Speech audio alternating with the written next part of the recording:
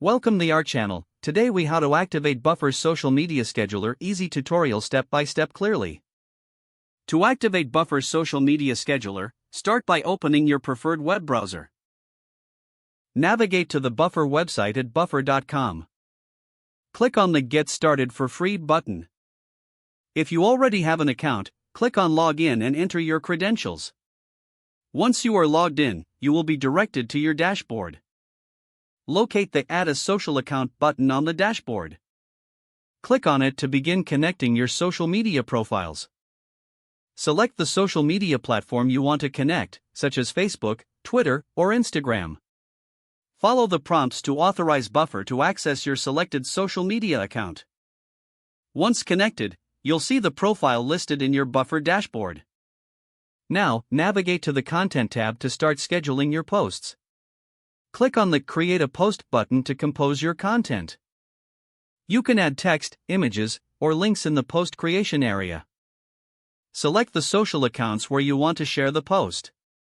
Choose the date and time for your scheduled post by clicking on the calendar icon. After setting the schedule, click the Schedule Post button to confirm. Look for the post in the queue to ensure it has been successfully scheduled. Repeat these steps for any additional posts you want to schedule. Consider adjusting your posting schedule in the Settings section to optimize your social media strategy. You are now ready to use Buffer's social media scheduler to manage your posts effectively. If the page does not load, refresh the browser or try again in a private or incognito window. Make sure you are using the correct email address, then retype it carefully to avoid small typos.